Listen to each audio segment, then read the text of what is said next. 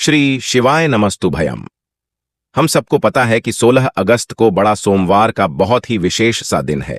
ये सोमवार विशेष क्यों है? क्योंकि पितृपक्ष से पहले पड़ने वाला जो सोमवार होता है उसे बड़े सोमवार के नाम से जाना जाता है।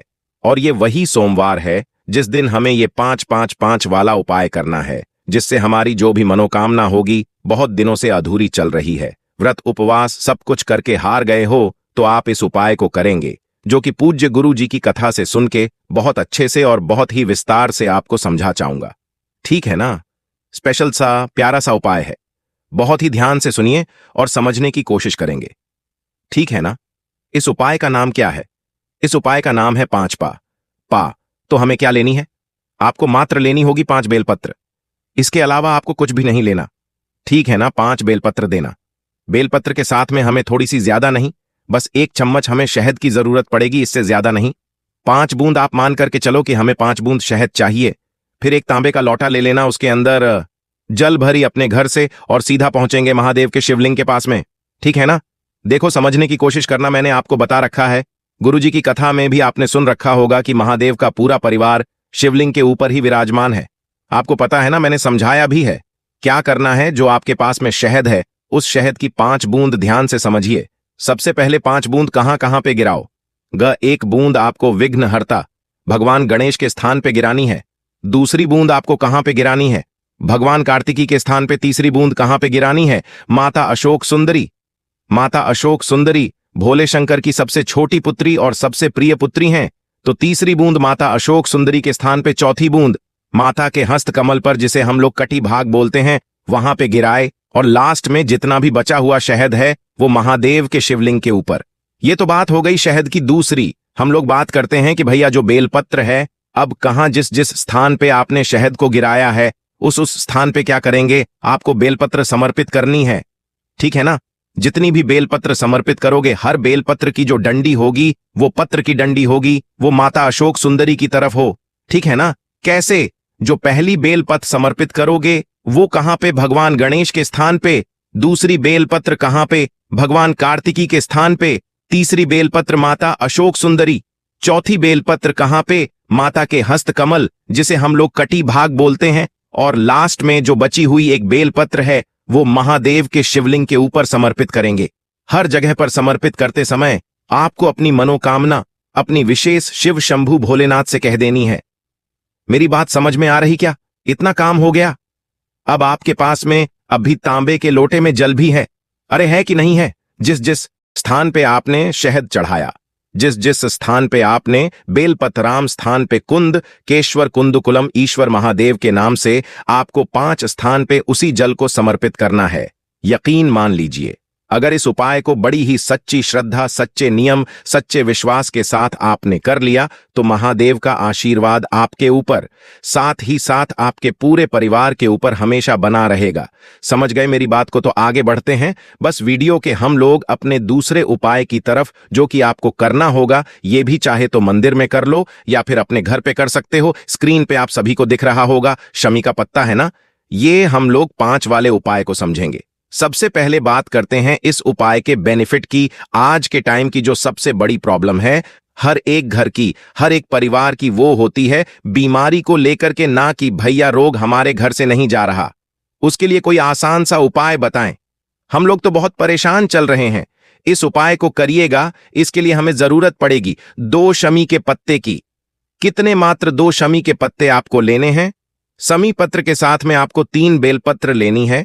2 शमी का पत्ता और 3 बेलपत्र ले लेना तो हो गया कि नहीं हो गया? 5। तो इस तरीके से 5 कंप्लीट हुआ। और उसके बाद में एक चुटकी काला तिल। काले तिल को गिनने की जरूरत नहीं है। जब भी बीमारी का हम कोई उपाय करते हैं तो काला तेल जरूर लेना चाहिए। तो आपको एक चुटकी काला तेल लेना है और एक तांबे के लोटे में जल भरिए।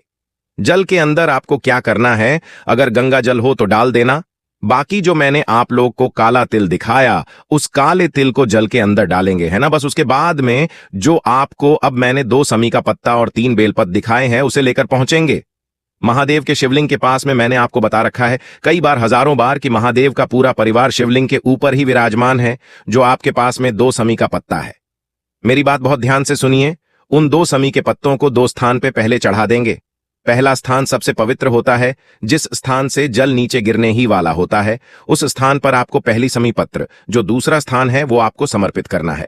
महादेव के शिवलिंग के ठीक ऊपर यानी पहली समीपत्र इस स्थान पे और दूसरा समीपत्र महादेव के शिवलिंग के ऊपर 2 हो गए हैं। अभी आपके पास में 3 बेलपत्र बचे हुए हैं।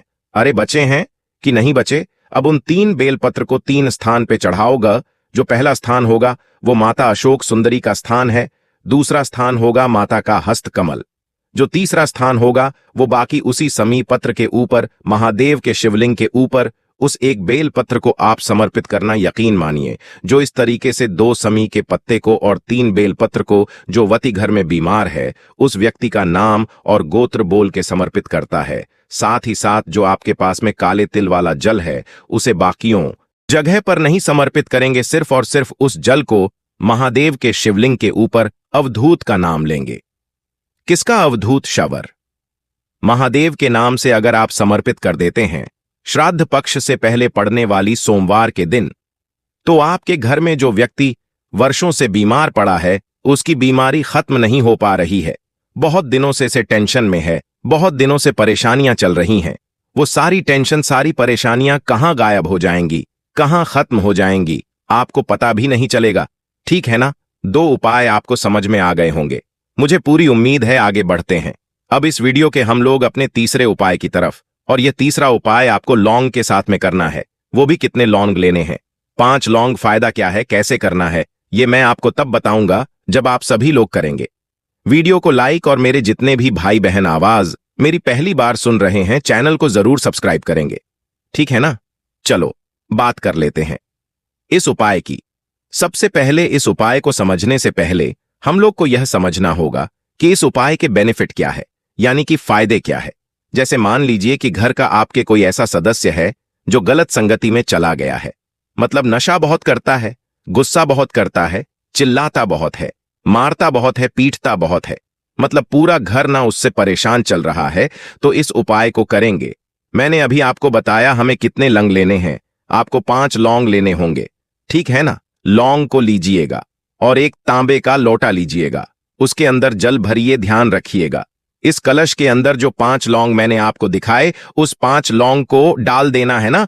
फिर आप इस कश को उठाना और आपके देखो एक चीज का ध्यान रखिएगा, इस उपाय को घर पे करिएगा, मंदिर में मत करिएगा। ठीक है ना? क्योंकि इसलिए कह रहा हूं क्योंकि मंदिर में आप जाओगे तो बहुत सारी चीजें यहां पे छड़ी होती हैं और फिर आप उसी चीज को पियोगे तो कहीं ना कहीं वो चीजें गलत हो जाएंगी। इसीलिए मैं कह रहा हूं कि आप इस उपाय को अपने घर पे करना। पहले महादेव के शिवलिंग को अच्छे तरीके से वॉश करना, अच्छी तरीके से धुल देना, उसके बाद में किसी साफ कपड़े से महादेव के शिवलिंग को अच्छे तरीके से पोंछ देना। ठीक है ना? पोंछ दिया। पोंछने के बाद में क्या करना है, मैंने आप लोग को जो एक लौंग दिखाया ना, उस लौंग के लौंग को आपने जल के अंदर डाला है। अब आपको क्या करना है, उसी जल को महादेव के शिवलिंग के ऊपर समर्पित करेंगे। अवधूतेश्वर महादेव यहां पे भी क्रोध को, गुस्से को, संगति को सुधारने के लिए किसका नाम लेते हैं?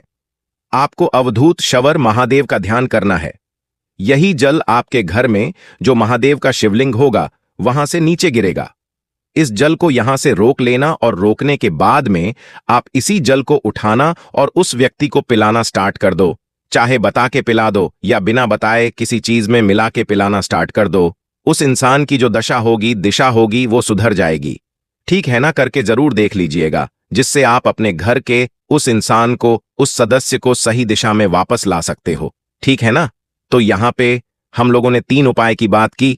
आखिरी उपाय की हम लोग बात करने जा रहे हैं, जो कि ये हमारा चौथा उपाय है। इस उपाय को करिएगा और अगर आपने इस उपाय को कर लिया तो आपके घर में कभी पितृदोष नहीं लग सकता। कुछ भी हो जाए लेकिन पितृदोष नहीं लगेगा। पहले मेरी बात को बहुत ध्यान से सुनिए। स्क्रीन पे आप सभी को चावल के दाने दिख रहे हैं, ज्यादा नहीं, बस 1 चुटकी चावल का दाना लेना। ठीक है ना? 1 चुटकी चावल के दाने के साथ में आपके घर में कोई भी पत्ता हो, घर के अंदर होना चाहिए, चाहे वो पीपल का पत्ता हो या फिर कैसा भी पत्ता हो, कोई भी एक पत्ता ले लेना। उस पत्ते के ऊपर 1 चुटकी चावल के दाने को रख देना। ठीक है ना? रखने के बाद में पितृदोष को खत्म करना है कि कभी हमारे घर में पितृदोष ना लगे। तो आपके घर में जितने भी कमरे होंगे, जितने भी रूम्स होंगे, सभी कमरों में एक बार इस पत्ते को लेकर के क्या करोगे, आपको घूम लेना। जितने भी रूम्स हो, घूम लेना और घूमने के बाद में उस पत्ते को लेके आओ महादेव के शिवलिंग के ऊपर, अपने पितरों का ध्यान करते हुए, स्मरण करते हुए अगर आप चढ़ा देते हो तो कभी भी आपके घर में पितृदोष नहीं लग सकता, और अगर लगा हुआ है तो वो खत्म हो जाएगा। क्यों? क्योंकि यह सोमवार पितृपक्ष से ठीक पहले पड़ रही है। करना जरूर है। तो मैंने कोशिश की है आप सभी को अच्छा समझाने की। वीडियो पसंद आई हो लाइक करिएगा। कुछ पूछना है, नहीं समझ में आया, नीचे कमेंट सेक्शन में पूछ सकते हैं। मेरे जितने भी भाई बहन आवाज मेरी पहली बार सुन रहे हैं, चैनल को जरूर सब्सक्राइब करेंगे। श्री शिवाय नमस्तुभ्यम।